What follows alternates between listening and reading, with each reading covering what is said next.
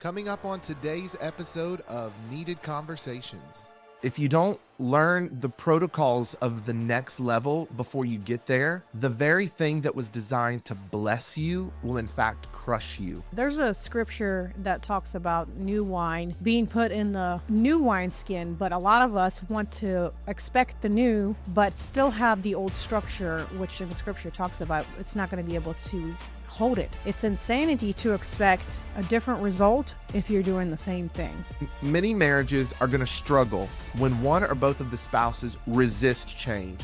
They've made an idol out of one season and God is trying to elevate you. You're in a new space, but functioning with an old system, an old routine, an old mindset. Sarah, I remember when the angels came and visited Abraham, and the angel of the Lord said that the next year, I'm going to come back and you're going to have a son, and she laughed about it.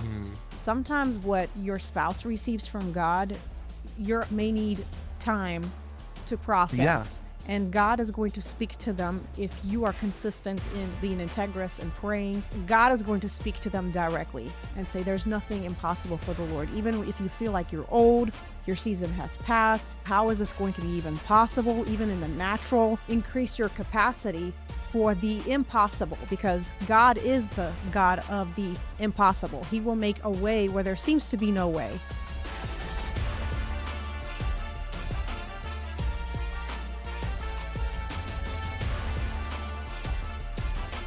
Hello and welcome back to Needed Conversations. We're in season 7. So glad to have you back. Yeah, it's going to be another amazing conversation. So maybe grab some tea like I am. If you're watching or if you're driving, be careful. But Keep your eyes on the road. Yeah, but you can have your coffee in the morning and still listen and be a part of this amazing conversation that we're about to have. We're in our series called Built to Last, and we're talking about the power of personal commitment, both for your marriage, but also as an individual disciple of Jesus and in accomplishing your goals, fulfilling your purpose.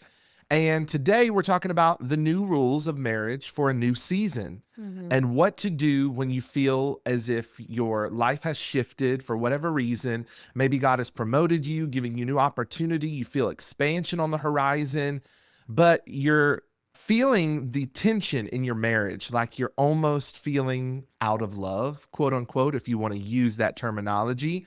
But today we're going to be talking about how it has nothing to do with love, but it has everything to do with upgrading your strategy for the new place that God has for you. But we also want to remind you to follow us on social media, Instagram, TikTok, Facebook at More Most Forever. We always have clips and encouraging stuff there. And also, if you want to, upgrade your marriage and have a marriage session with us virtually in person, you can text us 864-428-7131.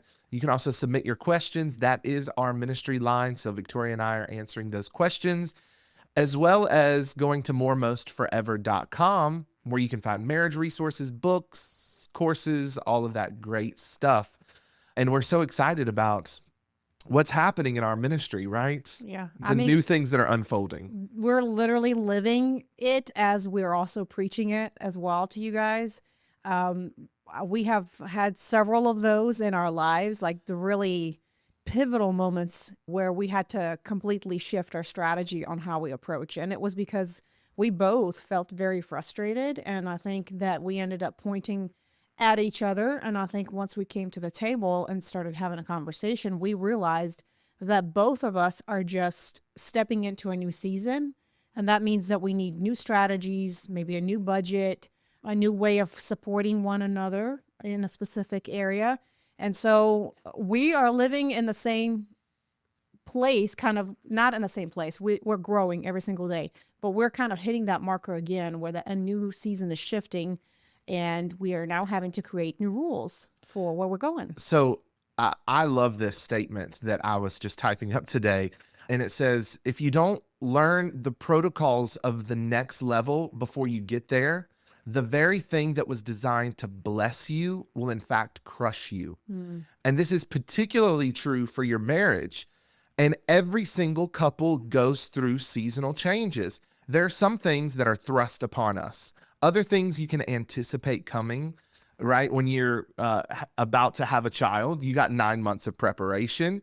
And even with that, most people don't realize how that's going to change the dynamics of your marriage and bring out something different in you as an individual, becoming a mom and a father. But there are other things that are thrust upon you: loss, elevation in your career. Things that happen in the world can push you into those urgent moments where you're being upgraded in your assignment, and God's revealing more about your purpose and clarifying your assignments.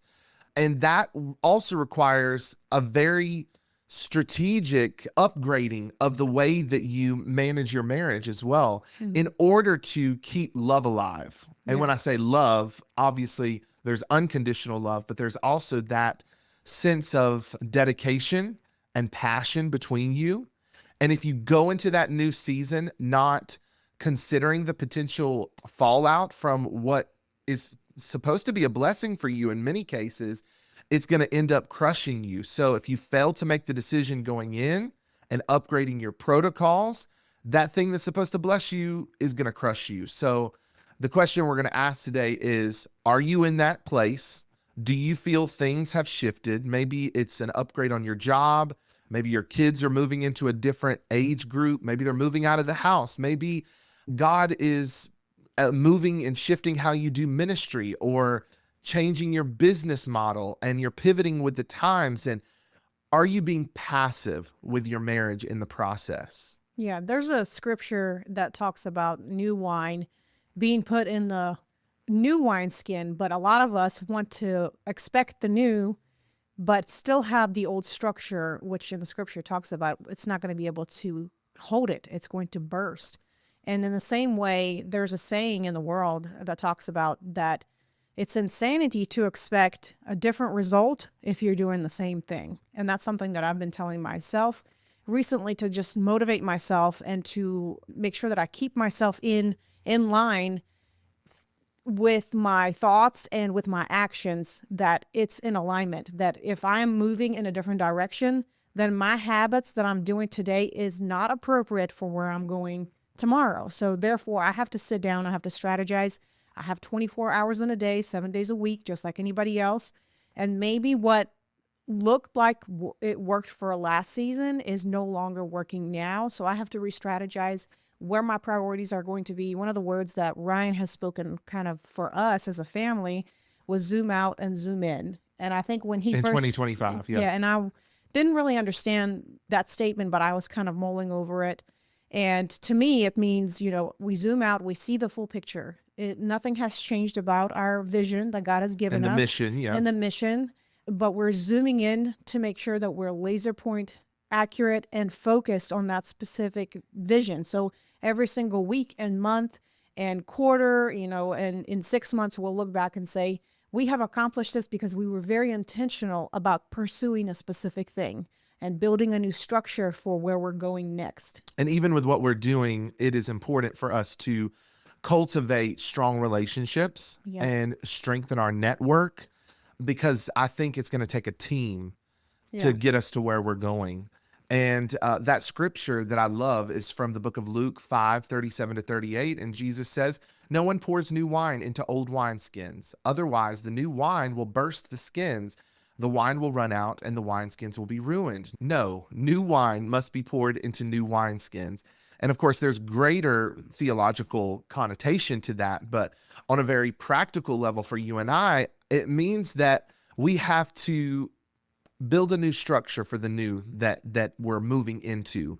And I think that many of us, especially with marriage, can build an altar and idolize a season of our marriage or dating experience, and not allow ourselves to move on from that experience. And you say to yourself, well, they don't do the things that they did for me when we were dating. And we used to stay up on the phone and talk for hours and hours at a time. Or he used to write notes to me, or I would get flowers every Monday. And it's like, it's not that intentional acts of romance and those things are not important, but to expect the very same thing to occur for the next 30 years. And I know maybe there's outliers where people say, for the entirety of my marriage, for 50 years, he brought home, a rose every Tuesday. And that's great. Let me just be honest. It's not going to be the case for the vast majority of married couples. as your seasons shift, as your rhythms in life change, so will these little romantic gestures. And you'll have to connect from a more mature place. It's not that those things were immature, or it's just that you're in a different space, and you got to build the wineskin for the new place that God is bringing you, and recognize when it's time to shift and not get caught up in the currents of change, but be able to anticipate the waves and ride them into greater success in your life, in your marriage, and fulfilling your purpose. And just kind of to dig into a little bit of backstory about Viktoriya and I, because we really talk about our own experience and where we're at. And we have an interesting dynamic because we are called to traditional fivefold ministry as well as business entrepreneurship. But a few years ago, really, I would say before our daughter came, we had 2 cars getting married. And maybe about the second year into our marriage, we decided, Viktoriya's staying at home more. We're having kids. I was working at home mixed with going into an office area. And we really just didn't need 2 cars. Yeah. So actually, when we moved to Atlanta, we immediately started looking to sell Viktoriya's car. And we had 1 car up until this year. Mm-hmm. And so I don't know how many years that was, 8, 9 years. A long time. Yeah, a long our daughter time. is going to be 9 years this year. So it's like 8.5. Probably. But I don't regret it at all. Yeah. I think it took time to adjust, just like with any kind of new By the habit. way, we're going somewhere with this story, so stick with us. Just like any new habit, it took time to adjust. But once you adjust, people ask us, like, how do you guys do it with like 1 car? That's so hard because most people are used to having 2. But we just decided that this is something that's going to work for our family and this season. And, eventually in the future, we can reassess that depending on the need and where we are in our life. And it worked. And we were able to save money in a lot of ways and invested in other places. So we had a car for a while. Then our son came along. And I would say like a little over 3.5 years ago, our life was shifting drastically. We had moved back to South Carolina. We had helped with a church plant, and we had exited that season and passed that on to other leaders that were laboring with us as well. And then we moved to a different church where we were serving, and God launched us into really full-time marriage ministry along with our entrepreneurial endeavors. We were flipping houses and doing a lot of things, but we decided we needed an upgrade, and we decided to get this mid-size SUV. And that was about 3.5 years ago when we started making that change. And that's worked for us still, even over the last 3 years. But coming into 2025, we both felt that our assignment was again shifting. Mm-hmm. And at the same time, this mid-size SUV that's relatively new started giving us some trouble with the alignment, consistent realignment issues, having to get that adjusted along with changing the tires often. It was becoming like more of a burden than a blessing. And in addition to the fact of we didn't quite use all of the space, like the 3rd row in there, like most people think about when they look at SUVs for families. We have our 2 kids, not necessarily looking to have any more kids, at least not right now, unless the Lord has other plans. But nevertheless, we're good. But we were using that SUV as well as like a hauling vehicle for Viktoriya's business. We flipped a house, did a lot of transporting of equipment and materials. And then Viktoriya flips furniture and does a lot of interior design work for even other clients. And so it has taken a haul. And we put almost 80,000 miles on that car in 3 years, which is a lot. Mm-hmm. And it was giving us some challenges. So when we went to get it looked at again, it was either we were going to pour maybe about $2,500 into this car, or we were at the maximizing our profits of a car, which cars, it's very tricky. We could trade it in, get something different. We decided just to drive through the lot. Mm-hmm. And we came across a car that was like smaller in size, but exactly what we needed. Not to go into too many details, but we didn't anticipate, but on Valentine's Day, which is a really significant day for us, if you guys have followed us, it's kind of the start of our relationship, really. Right. I sent her roses on Valentine's Day. But so we go through on Valentine's Day. They're slow. we were able to negotiate ridiculous deal on this new car. And I had already been mulling this over, and I felt as if it was time for us to go back to 2 cars. Yeah. Like Victoria needs like a truck of some kind, to be honest. And then we need a family car and a car for ministry and doing what I needed to do. And just, we're moving into this new year where we're going to continue doing marriage stuff, but we're going to be planting churches. We're going to be, moving more into discipleship and ministry in a more traditional sense, moving back to a kingdom model.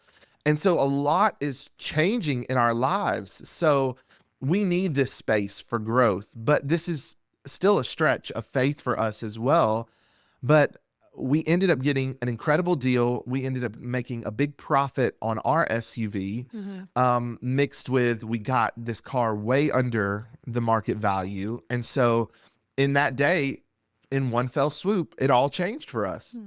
And that night I had a really intense dream, and I believed it was very prophetic and gave some clarity about where we're at, confirmation about some of the decisions that we had made to transition from certain things that we were doing and to really shoulder into this building phase, not just the church, but our businesses. Viktoriya does like craftsmanship, furniture flipping, interior design, and I do marketing. Most of you don't know that, but I have a software where it's like a CRM, not to get into all those fine details. What is a CRM? It's a client management system. Yes. When we say it's like, sounds fancy. And it's the same thing that I use for what we do for ministry. So I'm doing marketing and consulting and stuff on the side. Then we have ministry and all of that. But we had driven the same car together for years.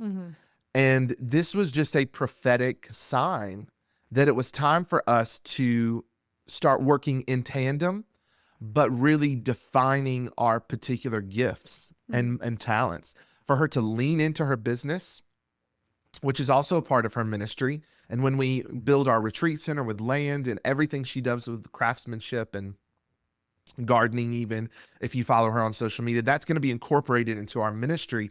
But also for me in planting churches and carrying this apostolic assignment, we needed 2 cars. Yeah. So, and I think a lot of people think that like we are doing the same thing, and because Ryan is preaching and prophesying and praying and all that, that I'm like the same. And I feel like sometimes people have that expectation of me to be the same, but I think that there are really distinct roles that we play, and I think we have grown to see them even more so, but they also complement one another. So you may be in a marriage where you're completely different career paths.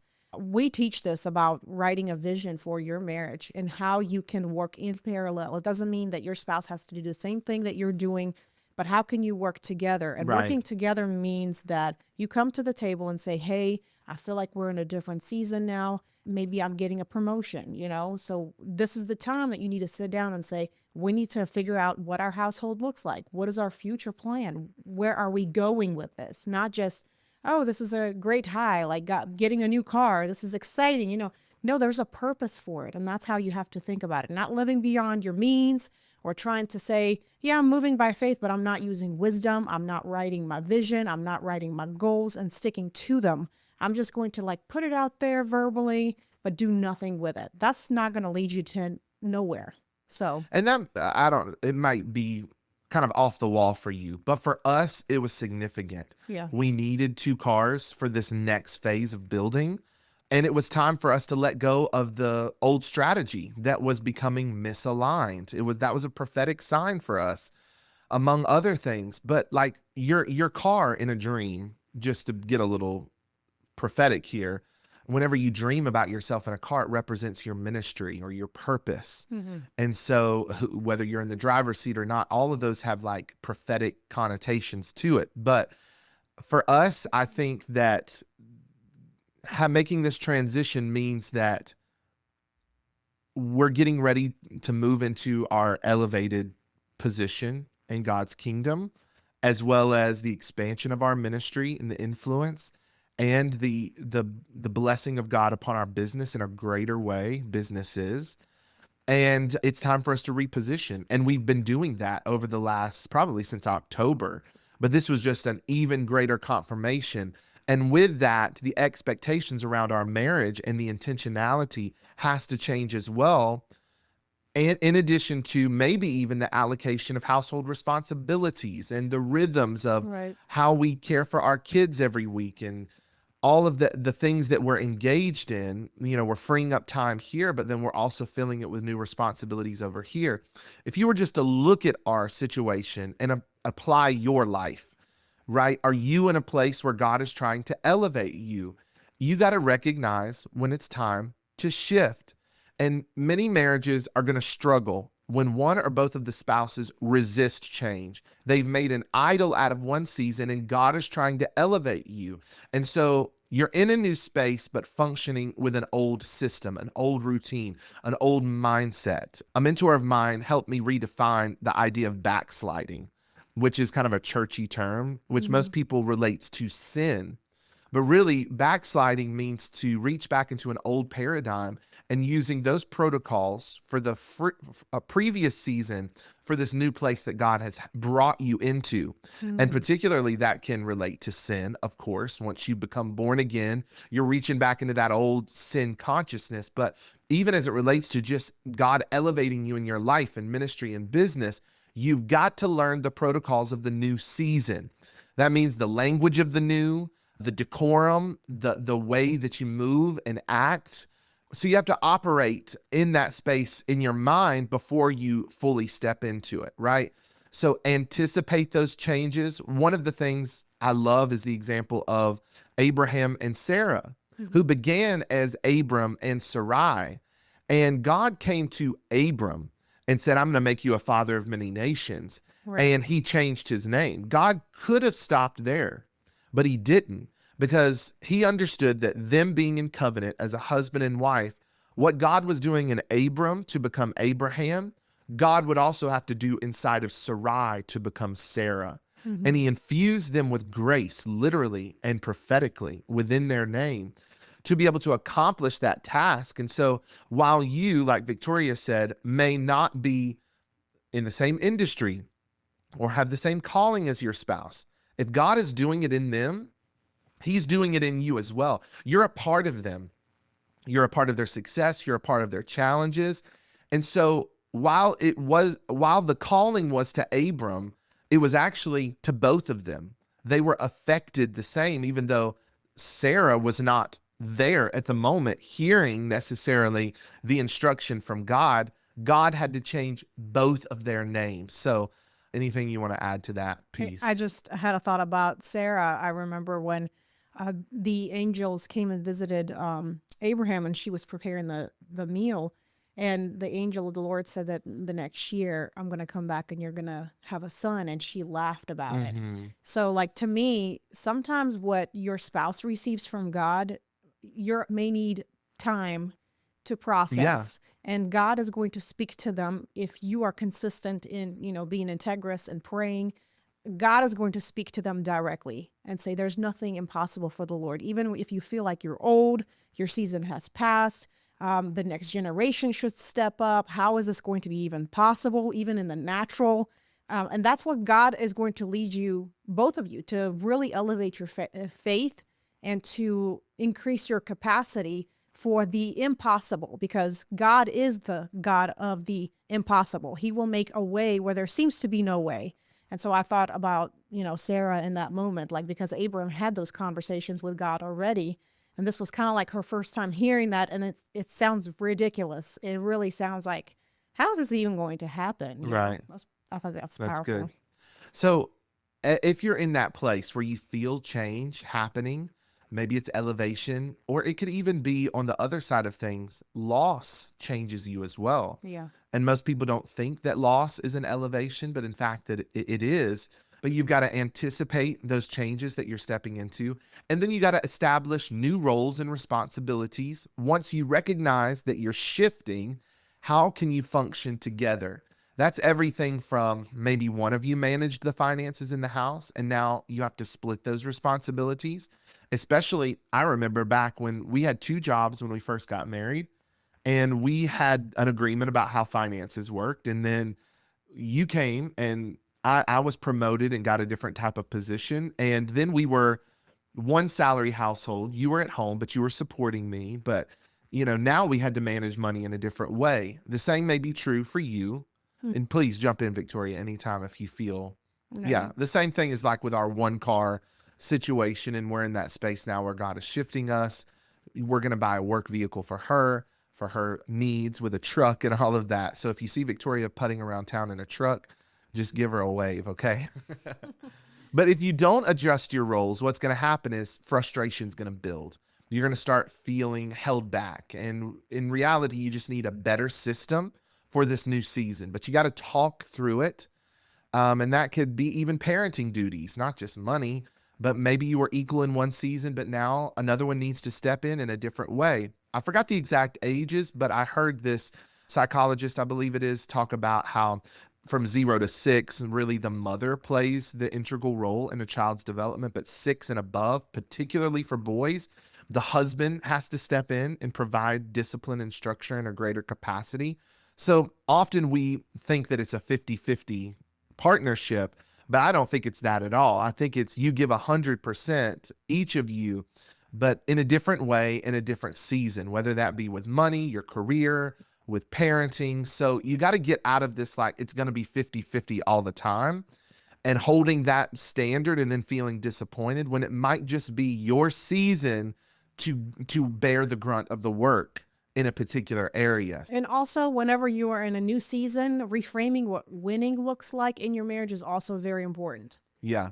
Every season is going to come with a different definition of success. Mm-hmm. And if you followed us, you know that we replace that word success from a kingdom perspective with the word significance. Right. So you're saying at the end of this season, how will our lives been significant in impacting other people and accomplishing our goals? Yes, there are measures of success, but maybe winning for you guys before kids used to mean you were able to travel and do more outside of the home, and you're always busy. But now you're present with your kids, and winning means time in the backyard throwing the ball around or doing a little staycation at home. Winning can mean different things in different seasons. And the same thing with your relationship. Maybe you could take a date every single week and one season of your marriage. But now winning looks like once a week, after the kids go to bed, you sit and light a candle and just have about 30 or 45 minutes where you're eating a bowl of ice cream and talking about your future. Yeah, I've noticed this year specifically, I think we just passed Valentine's Day. I've noticed a lot of people doing things that seem like, okay, this is not anything fancy or anything big, but for Valentine's Day, I've seen people do like home dinners. So we did a home dinner, and I made a meal that I normally would not make, or something different that I looked up and I found, with a dessert. Several other people that I've talked to, they did the same, and that they really enjoyed the presence of their spouse. They just kind of were able to chill at home and watch their favorite show or laugh about something. And then I saw somebody, the ultimate Valentine's dinner date, they were literally recording a young couple sitting at Costco, and the guy put a sheet on top of the desk with the 2 candles, and they were eating like the pizza or the hot dog that they do at Costco. Hey, but if this is the time, the only time that you're able to get away, for some people it's kind of humorous. Whatever sparks joy for you there. Exactly. Like, I feel like whenever you get older, there's other things that you learn to appreciate. It doesn't have to be anything fancy. And I think sometimes we overthink those moments. We think the next season is going to require even more work, even more plowing. And maybe that's the case, but I think if you're more strategic, you're going to be able to lean onto God, where you're going to be working from a place of rest. I think this is what we had. Because we put ourselves on the rat wheel, and it's never enough. Right. And I think that what she's saying, rest, is vitally important. You take the pressure off one another. I think winning in one season of your life may be about financial milestones. Yeah. And it's not that you don't keep track of your financial growth, but I think winning in another season might be spiritual growth or alignment. You could break this down in so many different ways, but what does success look like in this season, and redefining what a win looks like? So as we land this plane for today's podcast, we're talking about new rules for a new season in your marriage. I want you to consider where you're at and where God is taking you. Maybe your elevation hasn't occurred yet, but you're on the cusp. But I have a sneaky suspicion that because of these prophetic times that we're living in, all of us are going through various upgrades and elevations. And consider the shift that is taking place in your life and how that's going to affect your marriage. I want you to think about what a win looks like for you in this season that God is bringing you into, and what are the new protocols and strategies that you need to develop in order to be successful and to fully fulfill the purpose that God has for you both. Yeah, I think this is a needed conversation for you and your spouse to have. So we started this conversation. Maybe go back and listen to it with your spouse if you feel like you don't know where to start to have this conversation. Or instead of watching your favorite show in the evening, just spend about 5 to 10 minutes having this conversation. Hey, I feel like we are shifting. I feel like we are transitioning. What do you feel like? What are your thoughts? Nothing, intrusive, nothing like overwhelming, because I know a lot of us work and do a lot of stressful things. But that's a great conversation starter. That way you guys can say, I think we are shifting and we need to start making the right decisions for our family so that we can start heading in the right direction and feel like we're actually going somewhere versus spinning our wheels, doing the same thing over and over again, expecting a different result. Yeah, and I know that I'm talking to somebody out there right now that you're on the cusp of new financial opportunities in your career, new ministry, opportunities for you as well. And you feel like the excitement and the anticipation. And my concern for you is that you're not anticipating what the elevation is going to feel like on that new level. And your lungs are going to have to adjust to that new environment, and in the same way your marriage is. So I want you to consider the new rules for this new season and come to the table with your spouse and have some needed conversations. And hey, reach out to us if you need help in the process. We would love to have, even if it's a one-time virtual session, in-person session, if you're here in the upstate of South Carolina, to help you get some language around the new and give you some wisdom. One of the gifts that I believe that we have is the gift of wisdom. That's a spiritual gift. And I don't know what it is beyond just the Holy Spirit inside of us. When we're talking with couples, we have a way about us to be able to identify the root challenges and to help couples build a strategy for their next. And so if that's you, reach out to us at moremostforever.com, where you can book a session, or just text us 864-428-7131. And do me a favor. I want you to hit that share button on this video or the podcast that you're listening to. Send it to your spouse, send it to a friend. Help us spread the word and increase our influence in this space. So any final words? No, thank you guys for tuning in to Needed Conversations with Ryan and Viktoriya Cole. We'll see you guys next week. Oh, and by the way, I want to give a quick plug on a new podcast that I'm releasing called Breaking Through the Noise. And it's a more spiritually discipleship-based podcast where I'm going to bring on a panel of people after I teach on various topics from the Bible to discuss. We're going to talk about prayer, the prophetic, fivefold ministry. We're going to talk about your calling, your spiritual gifts. So coming soon, you'll be able to find this wherever you stream podcasts. Breaking Through the Noise with Ryan Cole. And yeah, God bless.